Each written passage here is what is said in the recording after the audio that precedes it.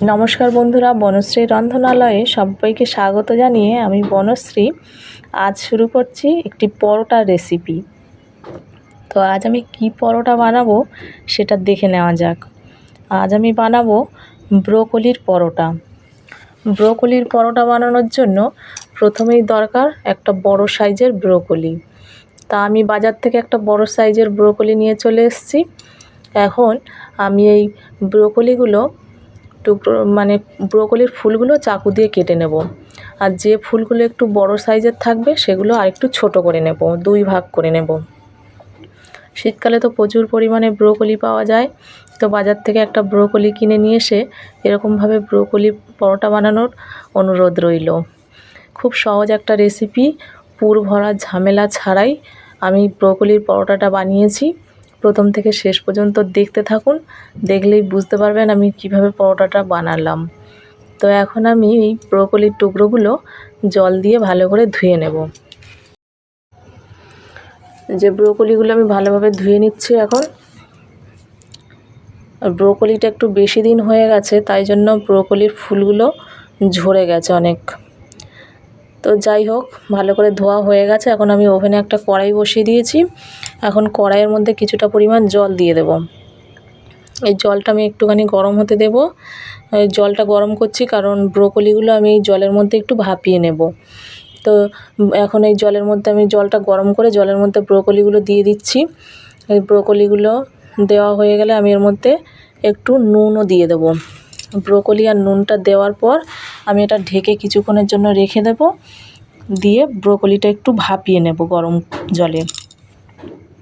আমি এটা ঢেকে দিলাম, এটা এখানে ঢাকা থাক। এখন আমি এদিকে পরোটার ডোটা বানিয়ে নেব। পরোটার ডোটা বানানোর জন্য আমি এখানে নিয়ে নিয়েছি 1 বাটি আটা আর 1 বাটি ময়দা। এই দুটো মিলিয়ে আমি 500 গ্রাম নিয়েছি, 250 আটা আর 250 গ্রাম ময়দা। এই দুটো সমান সমান পরিমাণ নিয়েছি আটা আর ময়দা। এখন আমি আটা আর ময়দার মধ্যে 2 চামচ সাদা তেল দিয়ে দেব। সাদা তেল আর একটু নুন, স্বাদ অনুযায়ী নুন দিয়ে দেব এই ময়দার ময়মটা করার জন্য। তো সাদা তেল আর নুন দেওয়ার পর আমি আটাটা হাতের সাহায্যে ভালোভাবে ঘষে ঘষে তেল আর নুনটা আটার মধ্যে মিশিয়ে দেব। দেওয়ার পর অল্প অল্প করে জল দিয়ে পরোটা লুচি বানানোর যেরকম ডো বানাতে হয় সেরকম ডো বানিয়ে নেব একটা। এই যে অল্প অল্প করে জল দিয়ে আমি মেখে নিচ্ছি আটাটা। এখন মেখে নিয়ে একটা ডোর আকারে বানিয়ে নেব। এই যে আমার আটা মাখানো প্রায় হয়ে এসছে। এটা আমি ভালোভাবে মেখে নিচ্ছি আটাটা ভালো করে মেখে নিলে পরোটাটা ভালো ফুলবে। তো এই যে আটা মাখানো হয়ে গেছে। আটার মধ্যে একটু কালো জিরেও দিয়ে দিতে পারেন, আমি এখানে কালো জিরে দিইনি। তো আটা মাখানো হয়ে গেছে, আটাটা ঢেকে রাখলাম। এখন এদিকে ব্রোকলিটাও ভাপানো হয়ে গেছে। এখন আমি গরম জল থেকে ব্রোকলিগুলো তুলে নেব। একটু বেশি ভাপানো হয়ে গেছে ব্রোকলিটা, ওদিকে ময়দাটা মাখাচ্ছিলাম, এদিকে অতটা খেয়াল করিনি। আর একটু কম ভাপালে ভালো হতো। তো যাই হোক, বেশি ভাপানো হয়ে গেছে একটু। এখন আমি এগুলো গরম জল থেকে তুলে এখন এই গ্রেটারের সাহায্যে একটু গ্রেট করে নেব।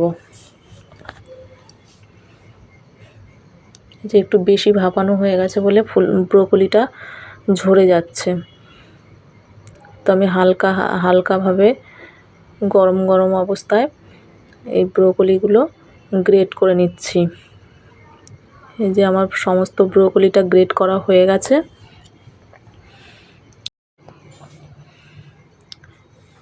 এখন আমি ব্রোকলির মধ্যে দিয়ে দেবো একটু বিট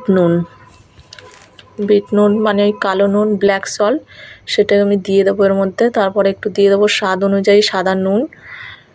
দেওয়ার পর দিয়ে দেবো একটা ভাজা মশলা। এই ভাজা মশলাটার মধ্যে আমি নিয়েছি একটু ধনে, একটু জিরে আর একটু মৌরি। 3টে মশলা আমি একসঙ্গে একটু ভেজে নিয়েছি, নিয়ে গুঁড়ো করে নিয়েছি। আর সেটাই দিয়ে দিলাম। আর দিয়ে দিলাম একটু লঙ্কার গুঁড়ো, আর দিয়ে দেবো একটু হলুদ গুঁড়ো। সামান্য হলুদ গুঁড়োটা দেবো, বেশি না, একদম সামান্য পরিমাণে হলুদ গুঁড়োটা দেবো। দেওয়ার পর আমি এর মধ্যে দিয়ে দেবো একটুখানি 50 গ্রাম মতো বাটারটা আমি ওই গ্রেটারের সাহায্যে গ্রেট করে দেব।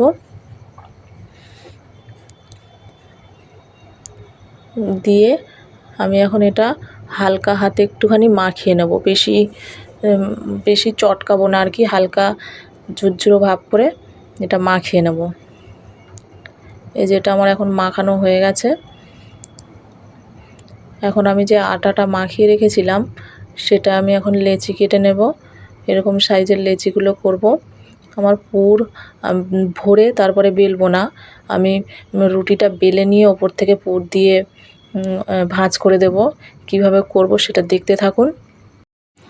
আশা করছি রেসিপিটা ভালো লাগবে, আর ভালো লাগলে একটা লাইক শেয়ার কমেন্ট করে দেবেন, আর আমার চ্যানেলটা সাবস্ক্রাইব করে রাখবেন যাতে আরও নতুন নতুন রেসিপি আরও আমি দিতে পারি আর আপনারা দেখতে পারেন। তার জন্য আমার চ্যানেলটা সাবস্ক্রাইব করে রাখবেন। এই যে আমি এখন একটা করে লেচি নিয়ে এটা রুটির আকারে বেলে নেব।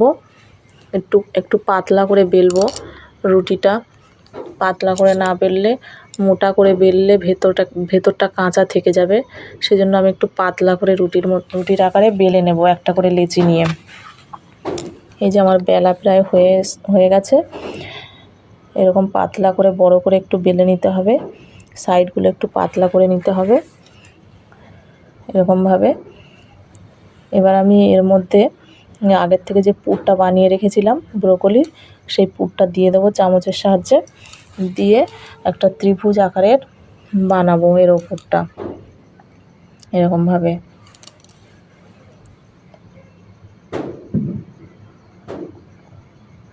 দেখতে সুন্দর হওয়ার জন্য আমি শেপটা দেব, ত্রিভুজ আকারের শেপটা।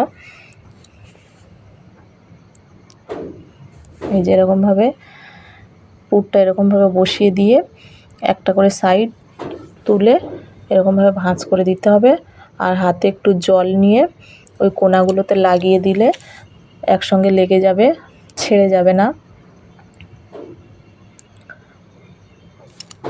তো এরকমভাবে পরোটাটা বানিয়ে নিতে হবে। পুর ভরে বেলার ঝামেলা নেই, পুর ভরে বেলতে গেলে অনেকের পুর বেরিয়ে যায়, তো এইভাবে বানাতেই পারেন। এরকমভাবে নিয়ে একটুখানি জল লাগিয়ে দিলে ওই মুখটা এই মুখের সঙ্গে আটকে যাবে, আর পুরটা বেরিয়ে যাবে না। এই সাইডটাও আমি একইভাবে একটু জল লাগিয়ে নেব, নিয়ে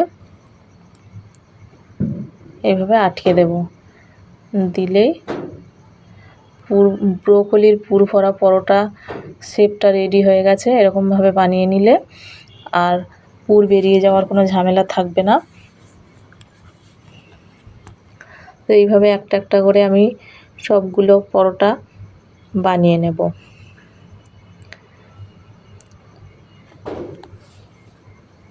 এই যে আমি এরকমভাবে সবগুলো পরোটা বানিয়ে নিয়েছি। এখন আমি এগুলো ভেজে নেব। এগুলো ভাজার জন্য আমি ওভেনে এখন কড়াইটা বসিয়ে দিয়েছি। কড়াই গরমও হয়ে গেছে। এখন আমি একটা একটা করে পরোটা প্রথমে শুকনো খোলায় ভেজে নেব।